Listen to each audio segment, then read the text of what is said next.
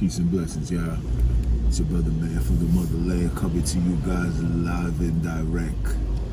Live from the NY, man.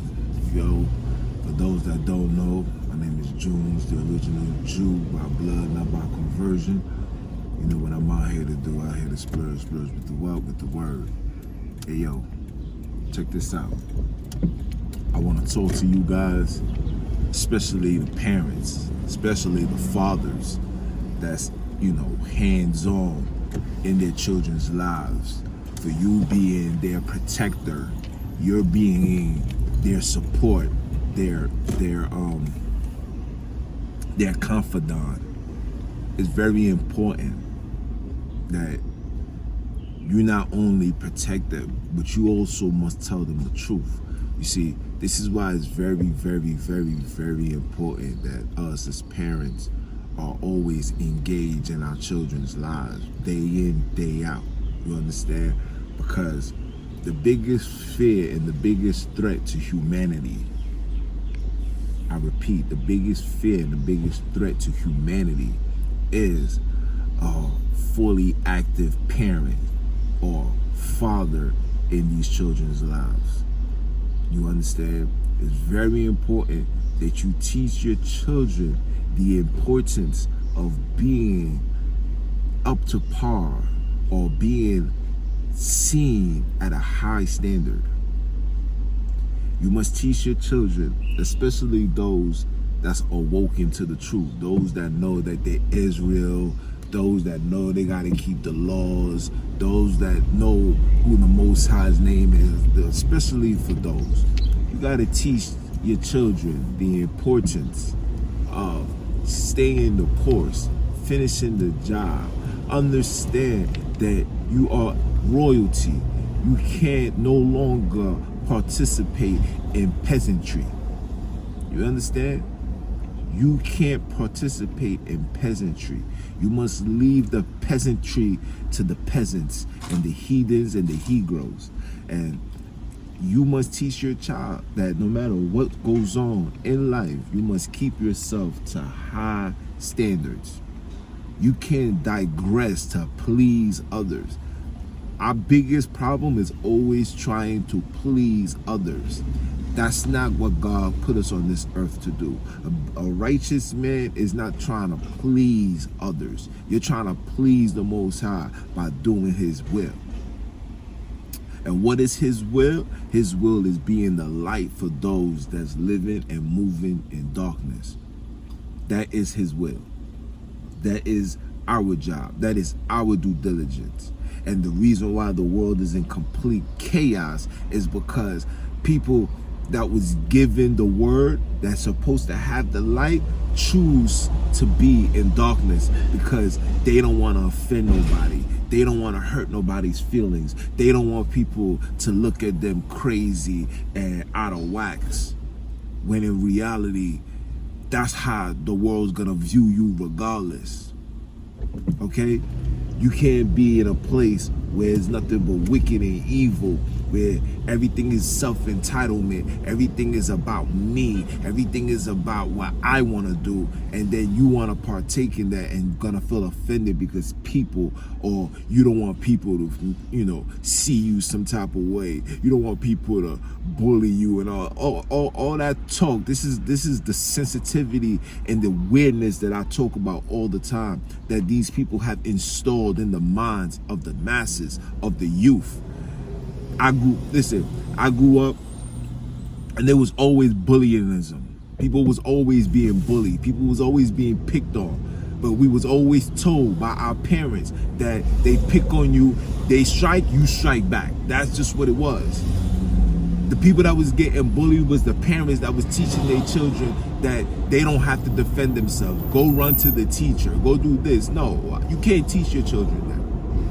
You must teach your children to stand firm, to stand on whatever they stand on. You understand? If they follow Islam or whatever, and I'm just using that as an example, let them stand on that. And to be honest with you, now that I'm sitting back and I'm thinking about it, the only people that ever got picked on around me was the foreigners that came from another country into America. They didn't speak no English, they didn't know what was going on, and people took advantage of that. But for people like myself, I'm talking about that those that from the trenches, that came from the block, we already knew. You touch me, I'm gonna touch you back. And these are the mentalities that you gotta have to these children. But now that we are in an age of sensitivity, you no longer have to show your strength with your fists. You show your strength with your mind, where you stand, how you conduct yourself, how you operate, how you love, how you communicate. You understand? It's very important. People know where you stand by the way that you talk. If you notice that when you see me on these joints, you don't see me conducting myself with profanity. You know why? Because I'm better than that. Mentally, I'm better than that. You didn't hear Malcolm X talking with profanity. You didn't hear Martin Luther King talking with profanity. All of these colored leaders, you never heard them speak with profanity, because when you spoke with profanity, you were just letting the world know that you was dumb, that you had no intelligence inside your membrane. That's what that was indicating. So of course, when you talk, you gotta talk with conviction. You don't convict nobody cursing. You just showing people that you're just super stupid. And these are the things that you must teach your children. Teach your children, listen, stop conducting yourself. Stop talking like that. Like where do you see that it's okay? You thinking it's cool? You look stupid. You thinking it's gangster because you cursing? You look retarded. But then when you got to stand up for a job interview, or when you got to stand up and break and do business with people that's investing money, they're not talking like that. So why you? Why you? Why must you degrade yourself to please others? Like I said, you can't live this world trying to please people. You live this world trying to do the right thing. You live this world trying to be a righteous man, a humble man. You got to be humble in this jungle. There's no time. There's no time for this flakiness. There's no time for all of this trying to be a tough guy. Because guess what? All this tough guy talk, if you ain't being a tough guy for the Most High, you're going to die. I repeat, if you ain't being a tough guy for the Most High, you're going to die. Especially us in the hood. These demons are taking everybody out. Day in, day out. People is getting taken out. So if you ain't conducting yourself in a level of decency and order, if you don't see yourself as royalty and not engage yourself in peasantry, you're gonna suffer. So parents, you must teach your children this. I'm saying this because I'm a parent and I love being a father. My whole purpose of living is being a father. Like, I don't mind having a boatload of children. I'm not the person that depends on the system. I don't care for that. If I have to go on the grind and sell drugs if I have to for the sake of my children, I would. Not saying I'm gonna do that, but I'm just letting you know that that's my mentality when it comes to my children, bro. Because being a parent is the most satisfying, rewarding thing you can do. You understand? And I'm seeing people taking full advantage of being parents, neglecting the children, not giving them the time, not giving them the support, not giving them the love, not giving them the needs, the means, all of that. They're not doing that. They're sitting back. They're sitting back. You understand? They're sitting back just smoking their life away, want to be amongst the crowd, want to party and chill. Meanwhile, they got a whole child that's waiting for them to gain wisdom, to be prepared for what's to come into this world. I had to tell my daughter that. I said, this world, don't feel like it's okay to be a part of this world. This world's going down. It's going to hell and back. Don't think that being a part of this is you're missing anything. You're not missing nothing. I promise you. I wish my father was alive at your age to teach me this wisdom. And if he wasn't, at least he would have been in my life to let me know the proper steps in being a man. You feel me? I had to learn this on my own. And this is why I take so much, I want to say pride, because pride is just a sinful thing to the Most High. This is why I'm a very humble and I'm appreciative. I embrace being a father. It's very important. It's a loving thing to do.